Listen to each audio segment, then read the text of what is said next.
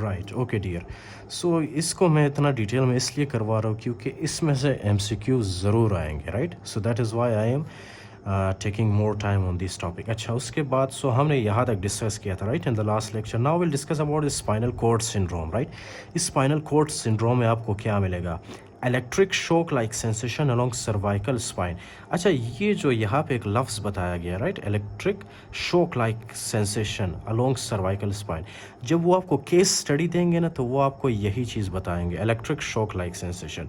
फिर आपने जो है उस तरह फिर उसके बाद आपने जो है एनालाइज करना है कि ये मैंने कहाँ पे पढ़ा था, whether I studied in Guillain Barre syndrome, in amyotrophic lateral sclerosis, in multiple sclerosis, किस डिज़ीज़ में मैंने पढ़ा था। सो आपको ये चीज़ आना चाहिए कि ये जो हमारे पास एक साइन है ना, इलेक्ट्रिक शॉक लाइक सेंसेशन, ये सिम्टम आपको आना चाहिए, राइट, ओके। ये हमें किस चीज़ में मिलता है? मल्टीपल स्क्लेरोसिस में, राइट। अब ये होता क्या है? Let me tell you. Electric shock like sensation along cervical spine और नेक फ्लेक्शन। ये पेशेंट्स जब आपके पास आएंगे ना मल्टीपल स्क्लेरोसिस के, आप इनको क्या कहोगे? आप इनको कहोगे कि आप अपना नेक फ्लेक्स करो, राइट। आप अपना नेक जो है थोड़ा सा उसको बेंड करो, राइट, फ्लेक्स करो। तो जैसे ही ये लोग अपना नेक फ्लेक्स करेंगे ना, इनको एक बहुत ही सीवियर पेन एक्सपीरियंस होगा, राइट, बहुत ही सीवियर पेन होगा वो, right. That is called is Lhermitte sign, LERMIT, okay, Lhermitte sign, fine, that is called is the Lhermitte sign. उसके अलावा है न्यूरोजेनिक ब्लैडर। न्यूरोजेनिक ब्लैडर या पैरापेरेसिस, ये किस लिए होता है?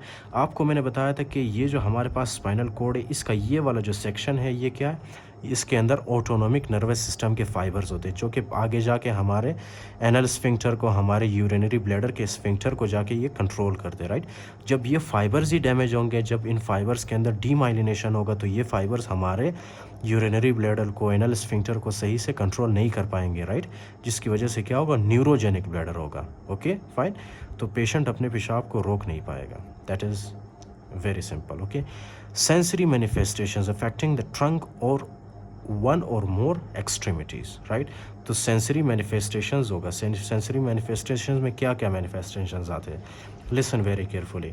आपको मैंने बताया था, right, in the previous few lectures, pain and temperature, crude touch वगैरह, ये लॉस होगा। डोर्सल कॉलम जब जाएगा तो proprioception, vibration, okay, fine touch, ये सेंसेशन सारे चले जाएंगे, ओके, राइट। तो ये है आपके पास सेंसरी मैनिफेस्टेशंस। उसके अलावा है सिम्टम्स में exacerbate with increased body temperature. अच्छा, जब there is actually a phenomena which is called as Uhthoff phenomena, right, Uhthoff phenomena. Uhthoff phenomena में क्या है कि ये पेशेंट्स जैसे ही कोई हॉट शावर, कोई हॉट बाथ लेते हैं, राइट, जब ये बहुत ही ज़्यादा गर्म पानी के साथ, जैसे कि लड़कियां नहाती है, राइट, बहुत ही ज़्यादा गर्म पानी के साथ जब वो नहाते, तो क्या नहाने के बाद इनके अंदर क्या होता है? नहाने के बाद इनका जो सिम्टम्स है ना, वो ज़्यादा ख़राब होता जाता है। That becomes worsen, right, okay. अगर फॉर एग्जांपल इनके अंदर जो एटेक्सिया है, अगर स्कैनिंग स्पीच है, राइट, इनके ये सिम्टम्स मज़ीद ज़्यादा ख़राब होते जाएंगे, ओके, जब ये हॉट शावर लेते हैं। उसके अलावा है relapsing and remitting is most common clinical course. Mostly 90% of the case में जब आपको मल्टीपल स्क्लेरोसिस मिलेगा, वो किस में मिलेगा? रिलैप्सिंग एंड रेमिटिंग पैटर्न में, right. Relapsing and remitting pattern का मतलब क्या है? Listen very carefully. For example, ये है हमारे पास ये पेशेंट ठीक है, राइट। फिर उसके बाद आफ्टर फ्यू डेज पेशेंट के अंदर क्या होगा? पेशेंट के अंदर आपको सिम्टम्स नज़र आएंगे, जैसे कि डिप्लोपिया, निस्टेगमस, ओके, उसके अलावा एटेक्सिया। फिर उसके बाद पेशेंट कुछ दिन के बाद फिर ठीक हो जाएगा, राइट। फिर उसके बाद पेशेंट जो है क्या होगा? ठीक होगा, राइट। फिर कुछ दिन बाद पेशेंट मज़ीद ख़राब हो जाएगा, राइट, पेशेंट की हालत और ख़राब होती जाएगी। फिर उसके बाद पेशेंट ठीक होगा, ओके, राइट, इस तरह से। फिर उसके बाद पेशेंट ख़राब होता जाएगा, पेशेंट की हालत और ख़राब होगी, राइट। तो इस तरह क्या है कि एक तो रिलैप्सिंग हो रहा है, उसके अलावा रेमिटिंग, फिर रिलैप्सिंग, फिर रेमिटिंग, फिर रिलैप्सिंग, फिर remitting, right, okay. And this is present in 90% of the cases, right. अच्छा, मल्टीपल स्क्लेरोसिस का ये जो पैटर्न है, ये कितने टाइप्स के होते हैं? 4 टाइप्स के, right. We will discuss that in the step 2। For now, for step 1, just you have to remember कि relapsing and remitting is the most common clinical course. And relapsing और remitting क्या है? 90% of the times जो है हमें कौन सा मिलता है? Relapsing and remitting pattern, okay, right. उसके अलावा क्या है कि जब आप फॉर एग्जांपल ये जो पेशेंट्स आते हैं आपके पास, आपने सस्पेक्ट किया, आप there are so many clinical features यार, यू कैन एग्जैक्टली डायग्नोज कि इस पेशेंट को मल्टीपल स्क्लेरोसिस है या नहीं है, राइट। इतने सारे क्लिनिकल फीचर्स आपको बताए यहाँ पे, तो जाहिर सी बात है कि this is very easy for you to diagnose this patients, right, if you are expert, right. अच्छा, तो अब आपने सस्पेक्ट किया कि हो सकता है मे बी इस पेशेंट को मल्टीपल स्क्लेरोसिस हो, राइट। उसके बाद आप क्या करोगे, उसके बाद जब आप फॉर एग्जांपल CSF एग्जामिनेशन करोगे, राइट, आपको CSF के अंदर क्या मिलेगा, एक तो माइलिन बेसिक प्रोटीन मिलेगा CSF के अंदर, राइट। CSF का मतलब सेरेब्रोस्पाइनल फ्लूइड। जब आप लंबार पंक्चर करके CSF निकालते हो, CSF को एग्जामिन करते हो, CSF के अंदर आपको माइलिन बेसिक प्रोटीन मिलता है। उसके अलावा IgG लेवल ऑफ एंटीबॉडीज़ आपको रेज्ड मिलता है, राइट। बिकॉज ये डिजीज़ क्या है हमारे पास, this is auto immune disease, right, जिसमें ऑटो एंटीबॉडीज़ जाके हमारे ब्रेन स्पाइनल कॉर्ड को डैमेज करते हैं। उसके अलावा क्या है, उसके अलावा है oligoclonal bands help in diagnosis, right, okay.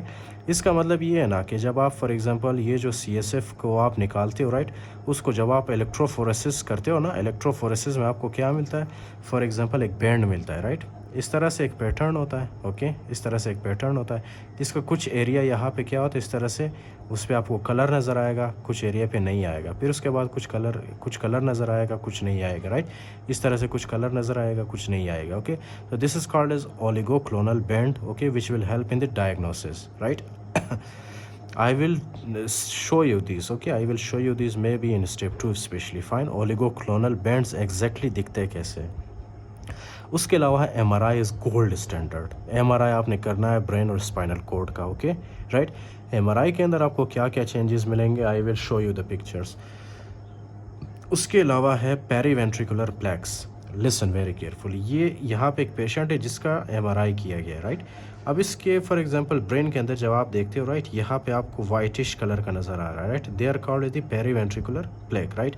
These are present around the ventricles, okay, so they are called as the periventricular plaques, fine। तो ये आपको मिलेंगे, दिस इज़ वेरी इंपॉर्टेंट, ये आपको याद रखना चाहिए कि पेरीवेंट्रिकुलर प्लेक्स हमें किस में मिलते हैं, मल्टीपल स्क्लेरोसिस में, okay. Area of oligodendrocyte loss and reactive gliosis, multiple white matter lesions disseminated in space and time, okay. तो ट्रीटमेंट में आप क्या करते हो, स्टॉप रिलैप्स एंड हार्ट और slow progression with disease modifying therapies, जैसे कि बीटा इंटरफेरोन देते हो आप, ओके, बीटा इंटरफेरोन देते हो आप, या तो फिर glatiramer, natalizumab, okay. Treat acute flares with IV steroids, fine.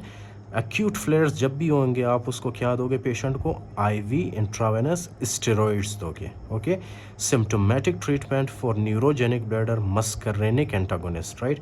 अब जाहिर सी बात है, मैंने आपको बताया था कि इसमें ऑटोनॉमिक नर्वस सिस्टम भी, उसके फाइबर्स भी डैमेज होते हैं, so that will lead to neurogenic bladder. उसके लिए आप क्या दोगे, मस्करेनिक एंटागोनिस्ट दोगे, राइट, मस्करेनिक एंटागोनिस्ट, फाइन।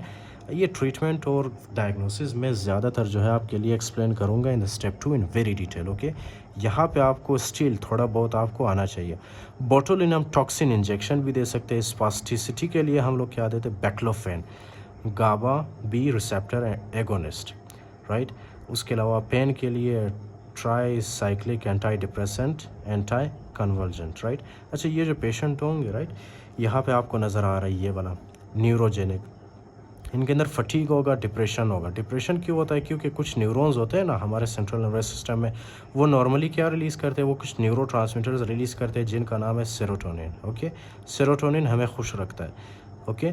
तो जब न्यूरॉन्स डैमेज होंगे तो सेरोटोनिन रिलीज़ नहीं होगा, that will lead to the depression. उसके अलावा एटेक्सिया क्यों होता है, हमारा सेरिबेलम जब डैमेज होता है, that will lead to ataxia. Intention tremor होता है सेरिबेलम की वजह से। ऑफ्थेल्मिक ऑप्टिक न्यूराइटिस होता है, टोल्ड यू। डिप्लोपिया, निस्टेगमस, इंटरन्यूक्लियर ऑफ्थेल्मोप्लेजिया क्यों होता है, किस लिए होता है, कैसे होता है, टोल्ड यू, राइट।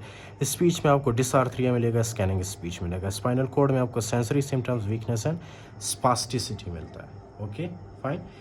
अच्छा, अब MCQ में जो आया था, राइट, MCQ में एक तो फॉर एग्जांपल ये वाला कि हम लोग जब मल्टीपल स्क्लेरोसिस वाले पेशेंट आते हैं तो उसमें गोल्ड स्टैंडर्ड टेस्ट कौन सा है, आपने बताना कि MRI is the gold standard, okay, to diagnose this disease. उसके अलावा एक ट्रायड पूछा था, right, in the last exam. वो ट्रायड कौन सा था, triad of Charcot in multiple sclerosis, okay. Triad of Charcot in multiple sclerosis में 3 चीज़ें आती है, ओके।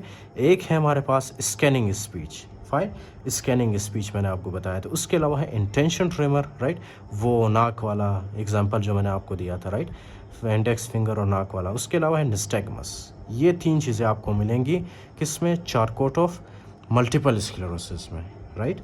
सो अच्छा, उसके अलावा एक और चीज़ है Dawson's sign, I will show you these, okay, कि ये होता क्या है। These will most specifically you will see in the MRI of the patient.